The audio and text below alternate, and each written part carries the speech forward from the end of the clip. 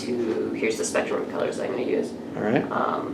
I'm kind of the main color that I want it to end up as really flesh color is going to be a mix between these two colors.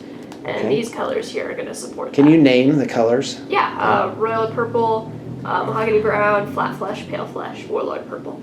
Okay, those are all by Vallejo. Yes, and so... There's equivalents of these in other ranges. Okay. Really, yeah, I didn't even really look at what kind of colors they were specifically. I just knew I wanted a really warm, dark sort of shadow and, you know, a bright peachy highlight. So all 5 of these colors are going to go on the skin. Yeah.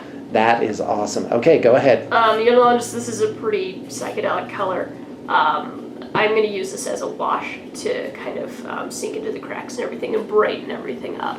Okay. And it helps to use a subtle technique like a wash with really extreme colors because it just brightens everything up. Like sometimes when I'm painting white, I'll use like turquoise as a wash into the cracks and really brighten things up. It's still white in the end, but it's got subtle turquoise. The viewer's only picking up that color subconsciously. Yeah, exactly. You're not going to tell that color is in there.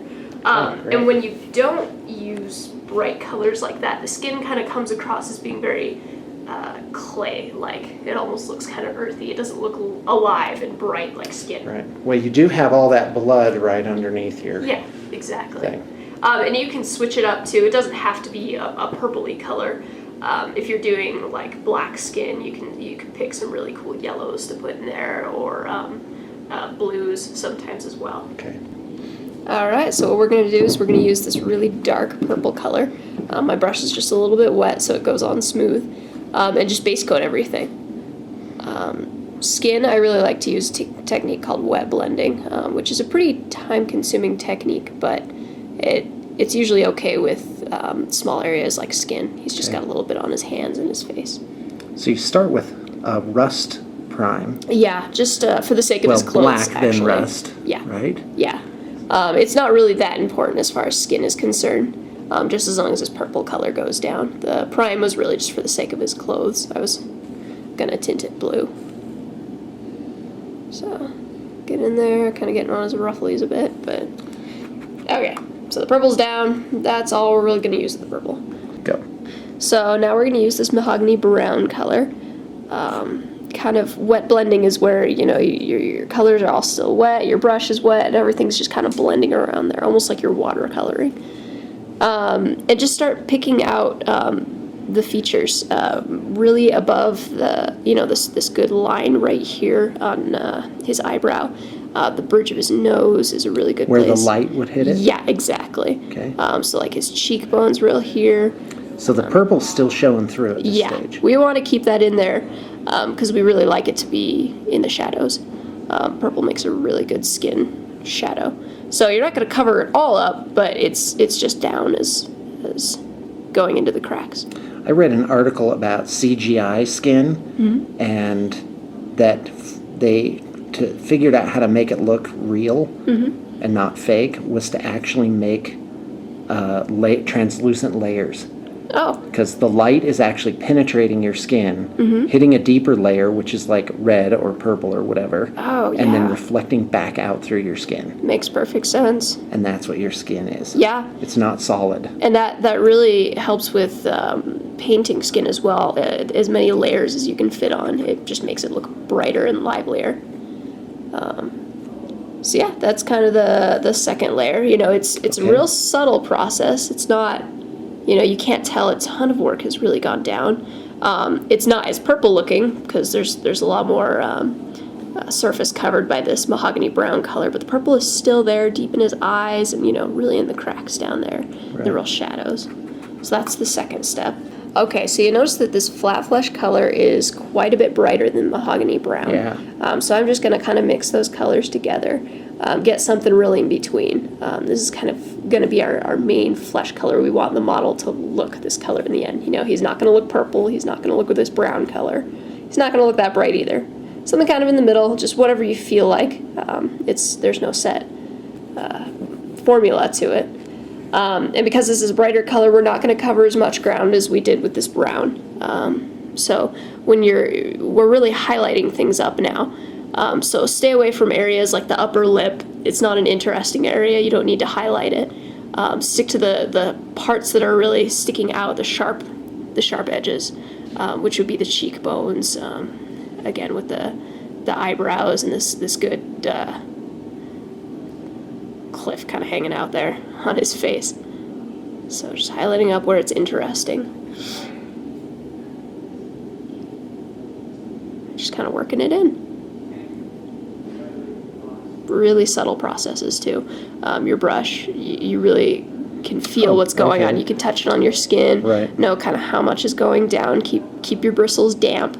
If you're putting straight pigment on, you're gonna get hard edges. Now that is an interesting tip. Yeah. To test it on your own finger. Oh yeah, for sure. Test it to see how easily it's gonna come on. You know, if you got some purple and it's too wet, and you kind of test it on your finger a little bit, you could tell, oh, it's not quite damp enough. It's kind of going on. Or you can even tell with the cracks in your skin if it's got enough water in it, if it's gonna kind of sink down into the cracks. This one, it just kind of skated over the top. That is an incredible technique. Yeah, very useful that way. You can literally feel it. So are you putting on straight like a lighter color? Yeah, straight up flat flash versus I was mixing more the flat flash and the mahogany brown. So straight up, it might even be a little too bright. I don't know until I start putting it down.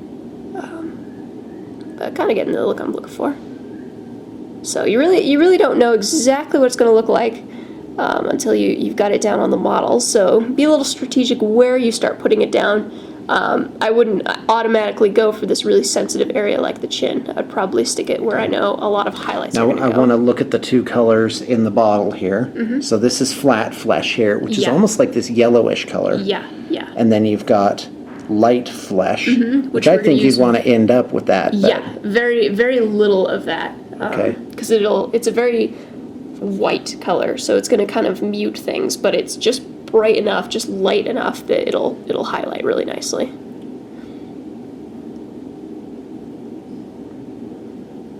Just kind of streaking that on there. Lots of layers. I've already put down 2 or so layers of these two colors mixed together. And don't get discouraged when you're working with skin either, because it can look very unfinished when you've got things like the hair and the eyes aren't quite done yet. Right. Be patient with it.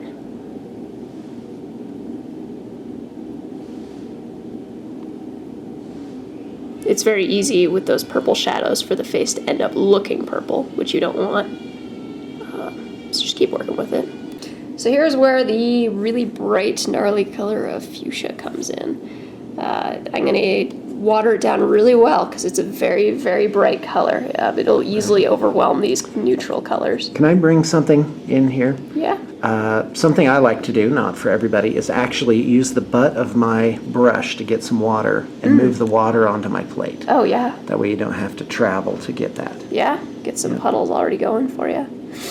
Wow, that is very thin. Yeah, very, very thin. Just kind of want to get the essence in there. And my brush is pretty darn wet, and yeah, pretty opaque. You're never really going to know if it's the right amount. There's no real correct ratio until you start putting it down. If you put down too much, just keep working on these colors we've already used and make it come back to flesh color, not pink. But I'll kind of show you the look that I'm going for. You can see that sink right down into the eye sockets and in his mouth and things like that. These really hard shadows on his cheekbones. So it will actually lighten the shadows a little bit. Yeah, a little bit, liven them up. Tiny little bits of pigment getting into there. Yeah. I'm actually surprised how much that got watered down, but it makes sense now. Yeah. Yeah, so he's pretty wet. You can't see the full He looks like he just got beat up. So that is the Warlord purple layer with it all being dried off. So now I'm going to add a bit of this pale flesh, which is really white. Oh, here we go. We're just going to stick it on the bridge of the nose. This really white highlight. The eyebrows. And even that's coming across as a little too white to me, so I'm going to mix it up with the flat flesh, which is already starting to dry out a little bit under these lights. Just kind of mix them together, add a little bit of yellow in there. And here we go back onto the model. There we go, that's what I'm looking for.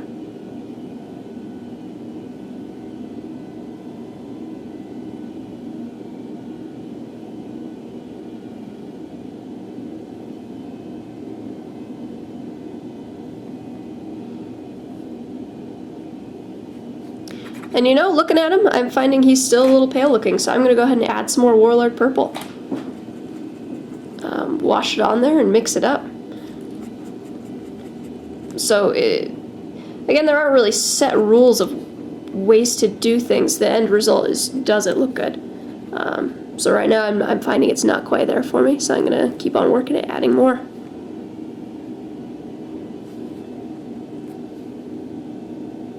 Yeah, this camera makes that look very purple. I'm going to go down a step, add on the flat flesh. So you didn't wait for it to dry this time? Nah, I'm just kind of working it on there. I didn't put a whole lot on. So I drenched it pretty good that first time around.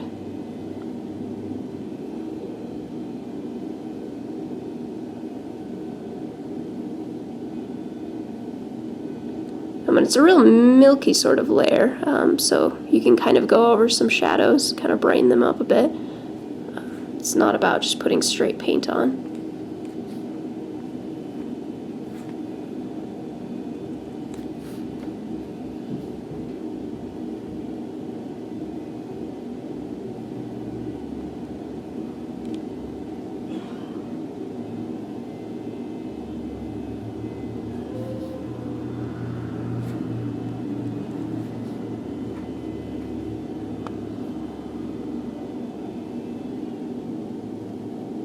There we go. And one more go for the highest highlights.